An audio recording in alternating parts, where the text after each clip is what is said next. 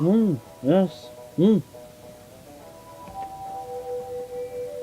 Oh, hello guys.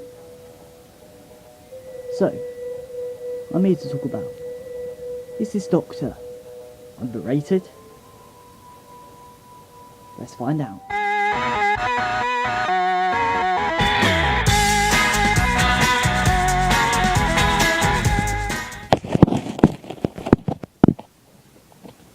So, it's been a while since I've done a video on this channel, so I thought, what a better way to come back with a little discussion slash rant, because that's just how I roll on this channel.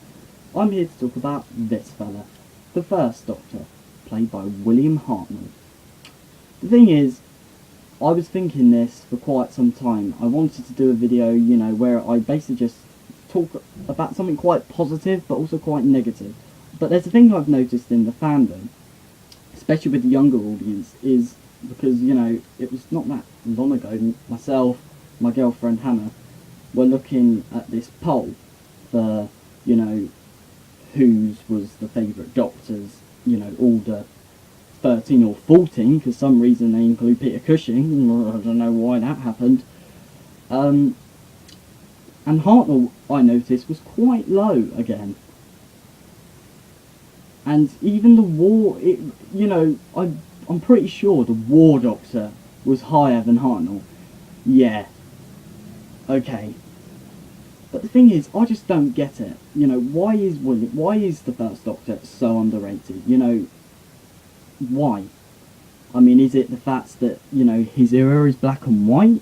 Is it the fact that, oh, sorry, my phone vibrated then. Is it the fact that, you know, he's an older actor? Is it the companions? Is it the era? Is it the fact that episodes are an awfully lot longer? I don't know. See, the thing is, I think, you know, the first Doctor brought so much to the show. In fact, you know, this is like the beginning. And this is what I don't get about the Doctor Who fandom. You need to respect its history. You know, I mean, don't get me wrong, there's lots of things I don't like about Doctor Who. I mean, I'm not keen on the 5th Doctor era. I don't necessarily like Matt's era either. But I respect it, that it's Doctor Who. I respect that, you know, at the time, that was what Doctor Who was. And that's just what I have to accept, because I've got to respect the history of the show. But there's a lot of disrespectful people who are just going, oh no, he's boring. And half the time, people haven't even watched William Hartnell's Doctor. And I think it's a real buggering shame, because, especially like Hartnell, you know, he started the show, and when you watch An Adventure in Space and Time, you get to see how much this man cared about the show. And the fact that it's like rubbed in his face almost, like it's all thrown back in his face, like it meant nothing. I mean, so what if he was an older actor? So what if the stories were slower paced? That's what Doctor Who was. You know, that's what Doctor Who used to be. I mean, I know everyone has their own tastes, and I'm not saying, oh, everyone has to love the first Doctor because he was the original. But, you know, but he just deserves a lot more respect. And I think people really should give him a chance. I mean, a lot of people are like, oh, don't skip 9. You ask me, don't skip 1. I mean, a lot of people, you know, will watch other classic Doctors, but not Hartnell, and possibly not even Troughton. So, what I'm hoping is, I'm hoping with Capaldi, you know, being quite a geek of Doctor Who, and, you know, talking about all the Hartnell stuff, I really hope that encourages younger audiences to watch Hartnell. And then I've noticed when you go into HMV and stuff, you have all the other Doctors, but barely any Hartnell, which is ridiculous, because Hartnell is a fantastic Doctor, in my opinion. I think he's absolutely, you know, he is stellar, he is great. And, you know, I love his costume, I love the way he acts, I like his humorous moments, I really like his dark moments. He's old, he's broody, he's brilliant. And I think a lot of people should appreciate that, because there's a lot that the first Doctor offered, which has been used quite a lot, especially in New Who, you know, Cohill School, you know, that was in the first Doctor era, you know, so there you go. I mean, Capaldi's Doctor has a lot of Hartnell in him, so does the 6th Doctor, and you could say the 9th Doctor as well.